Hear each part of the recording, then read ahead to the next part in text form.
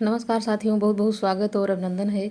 साथियों, आज मैंने एक प्रैक्टिस सेट आप लोगों के लिए बहुत महत्वपूर्ण तैयार किया है, जो इतिहास ग्रंथ जो हैं उन्हीं के बारे में है। तो हम आशा करते हैं आप लोगों को यहाँ से काफ़ी ये जो है परीक्षा के लिए काफ़ी ये जो है महत्वपूर्ण साबित होगा। तो आप लोग कमेंट बॉक्स में ये बताना कि मतलब ये प्रश्न जो हमने यहाँ पे चुन करके आप लोगों के लिए तैयार किया है, ये आप लोगों को कैसे लग रहे हैं। मैं उसी प्रकार से प्रयास करती रहूँगी कि आप लोगों की तैयारी को थोड़ा अच्छी दिशा में, मतलब अच्छी तो है ही है, उस अच्छी से भी अच्छे की तरफ लेके जाने का प्रयास रहता है हर जो पढ़ाने वाला टीचर होता है। तो साथियों, मैंने यहाँ पे जो ये पहला प्रश्न है कि ये हिंदी साहित्य इतिहास लेखन का प्रथम प्रयास किसने किया। यहाँ पे हो जाएगा कि गारसा दत्तासी ने किया है, शिव सिंह सेंगर ने किया है, सुरेंद्र वर्मा ने किया है, या फिर डॉक्टर लक्ष्मी सागर वैष्णव ने किया है। तो साथियों, यहाँ पे पहला प्रश्न ए यहाँ पे सही हो जाता है। अगला है कि किस भाषा में लिखा है, मतलब गारसा दत्तासी जी ने इस ग्रंथ को जो उन्होंने लिखा है वो किस भाषा में लिखा है। तो इन्होंने फ्रेंच में लिखा है, संस्कृत में लिखा है, उर्दू में लिखा है, या फिर अंग्रेजी में लिखा है। किस भाषा में लिखा है इन्होंने, ये पूछा जा रहा है। ये भी काफ़ी महत्वपूर्ण है। तो इन्होंने इस भाषा में जो है फ्रेंच भाषा में इन्होंने लिखा है अपना जो इतिहास ग्रंथ है। यहाँ पे है कि इस्तवार दाला लित्योतर इंदुई हिंदुस्तानी के लेखक कौन हैं। ये जो है प्रश्न काफ़ी जो है अच्छा है आप लोगों के लिए। तो ये हो जाएगा कि दातासी हैं, या फिर शिव सिंह सेंगर हैं, या फिर महेश दत्त शुक्ल हैं, या फिर रामचंद्र शुक्ल हैं। आंसर यहाँ पे हो जाएगा कि यहाँ पे दातासी का ये ग्रंथ है और ये काफ़ी महत्वपूर्ण माना जाता है। दत्तासी के इतिहास ग्रंथ का प्रकाशन कब हुआ, ये मतलब जो ग्रंथ है हिंदुई हिंदुस्तानी, उसका प्रकाशन वर्ष यहाँ पे है। तो यहाँ पे ए हो जाएगा, बी हो जाएगा, सी हो जाएगा, या फिर डी। तो यहाँ पे क्या हो जाता है, ये यहाँ पे हो जाएगा ए आंसर यहाँ पे कि 39 से और दूसरा इनका जो दूसरा भाग ये 47 में प्रकाशित हुआ। अगला है ये कि दत्तासी की मतलब गारसा दत्तासी की पुस्तक कितने भागों में विभक्त है। ये हो जाएगा कि 2 भाग में है, कि 3 भाग में है, कि 5 में है, या फिर 4 में है। तो यहाँ पे 2 भागों में इनकी पुस्तक को बांटा गया है। और ये पूछा जा रहा है कि यह पुस्तक कहाँ पे मुद्रित किया गया है। तो ये हो जाएगा कि पेरिस में, कि आयरलैंड, की ब्रिटेन, या फिर रूस। तो ये पेरिस में इस पुस्तक को मुद्रित किया गया है। अगला प्रश्न है कि दत्तासी ने अपनी पुस्तक में कुल 768 कवियों का विवरण दिया है।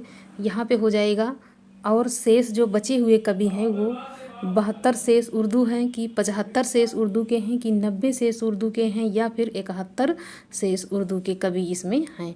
तो जो गारसा दत्तासी जी ने पुस्तक लिखा है तो उसमें 738 कवियों का विवरण इन्होंने दिया है। और जो है उसमें 72 मतलब जो कवियों का विवरण दिया है उसमें जो सारे कवि जो हैं वो किससे हो जाते हैं, तो वो उर्दू से जो है हो जाते हैं। गारसा दत्तासी ग्रंथ में कुल 738 कवि हैं और जिसमें हिंदी के 72 तथा शेष जो बचते हैं वो उर्दू के हो जाते हैं।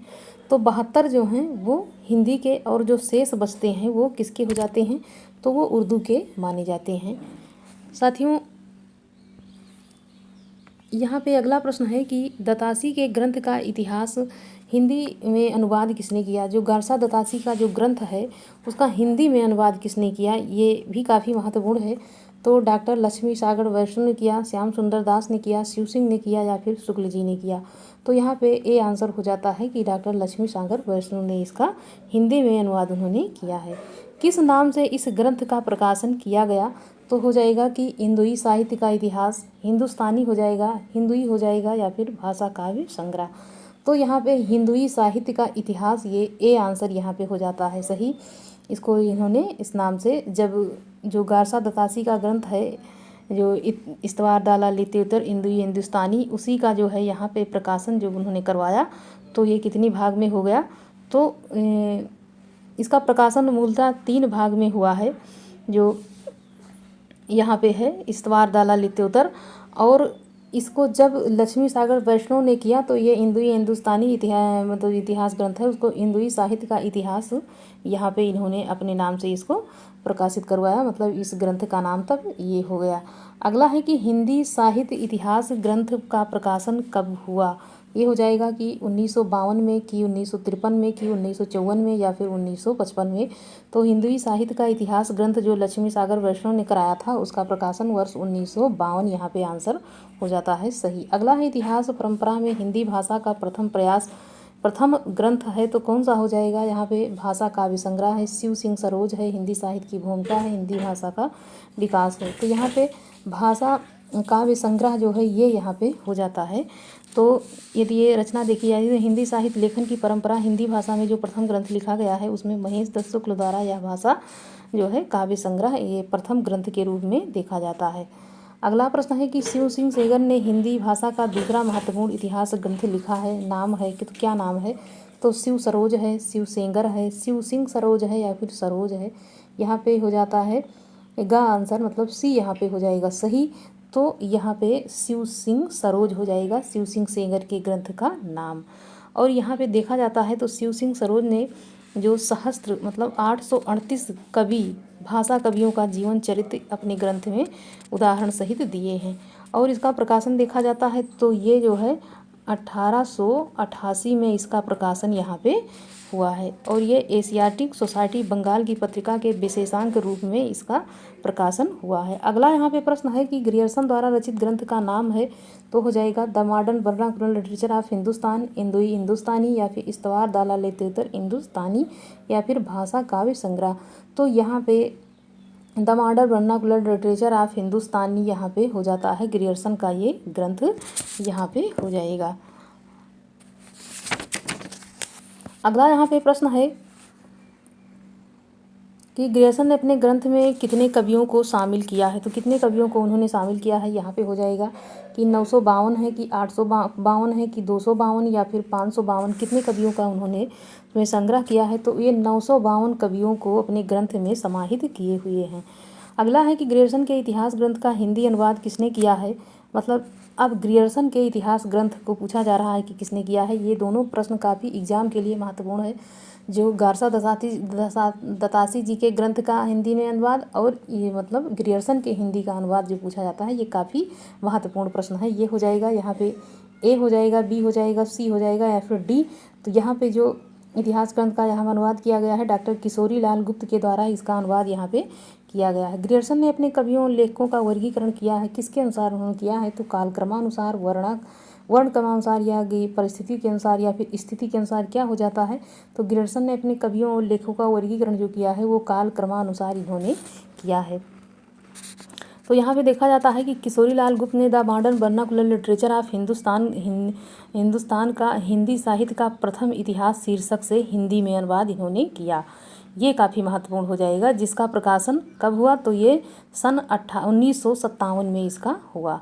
जैसे 1857 क्रांति हुई थी, उसी से मतलब जोड़ के एक वर्ष 1957 में इसका प्रकाशन उन्होंने करवाया। अगला है कि यहाँ पे है मिस्र बंधु विनोद में जो है कितने भागों में बांटा गया है? मिस्र बंधु विनोद कितने भागों में बांटा गया है? ये कितने भाग में बटा है? तो यहाँ पे हो जाएगा 4 है, कि 5 है, कि 2 है, या फिर 3 है। तो जो मिस्र बंधु विनोद है वो जो है कितने भाग में बांटा गया है? तो ये 4 भागों में विभक्त किया गया है। और ये जो रचना है वो मिस्र बंधु विनोद जो है मिस्र बंधुओं द्वारा लिखी गई है। अगला है कि आचार्य शुक्ल जी द्वारा रचित इतिहास ग्रंथ का नाम है, तो हो जाएगा इतिहास, हिंदी साहित्य का इतिहास, ए स्क्रैच ऑफ हिंदी, तज़किरा ई सुआरी हिंदी, या फिर कविवृत्त संग्रह। तो यहाँ पे आंसर हो जाएगा ए, हिंदी साहित्य का इतिहास। ये यहाँ पे शुक्ल जी का ग्रंथ है।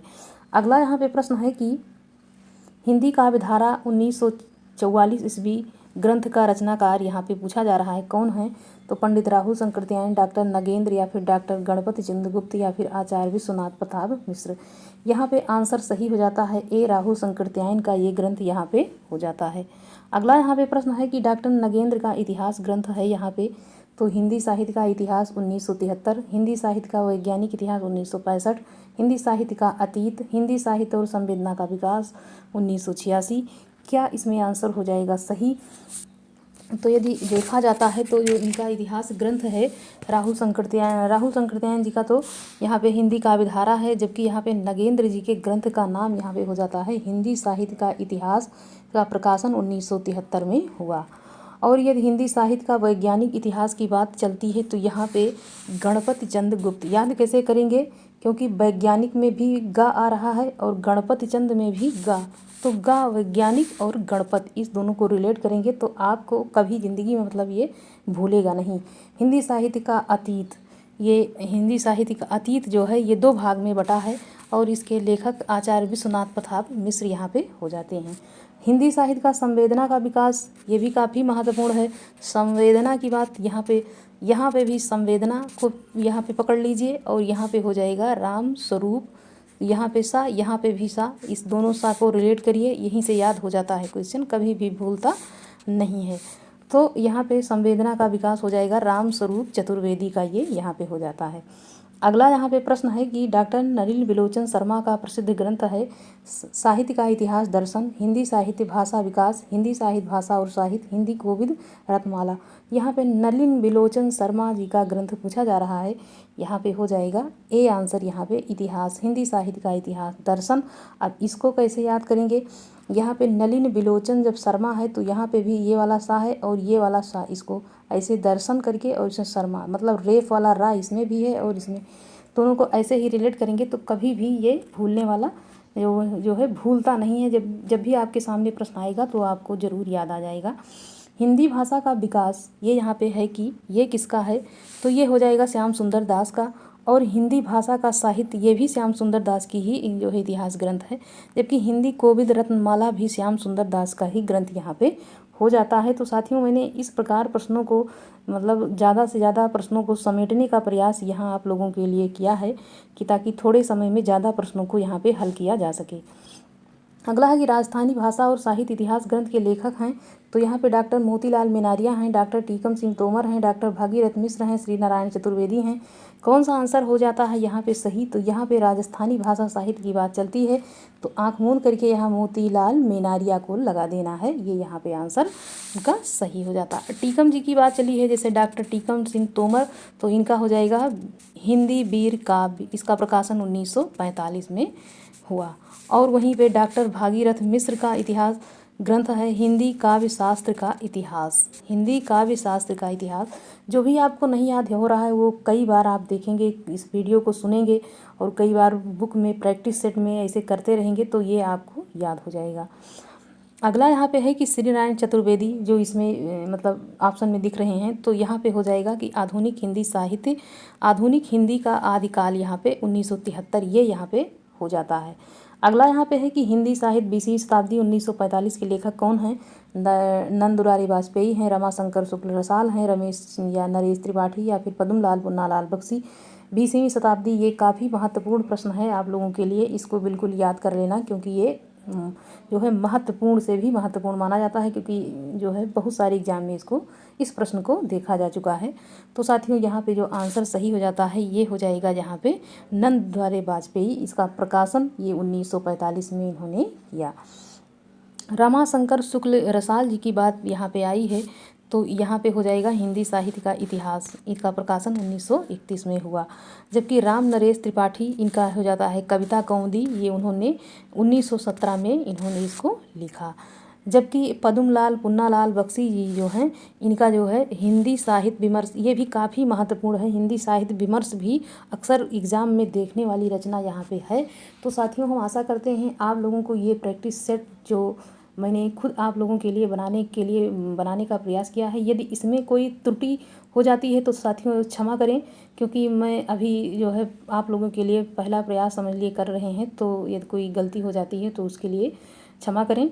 और साथियों, ये अच्छा लगे तो लाइक करें, शेयर करें और अपना यहाँ पे विचार बताएं कि ये प्रश्न आपको कैसे लग रहे हैं, तो हम उसी आधार पे थोड़ा और अच्छा प्रश्न बनाने का प्रयास करेंगे। धन्यवाद।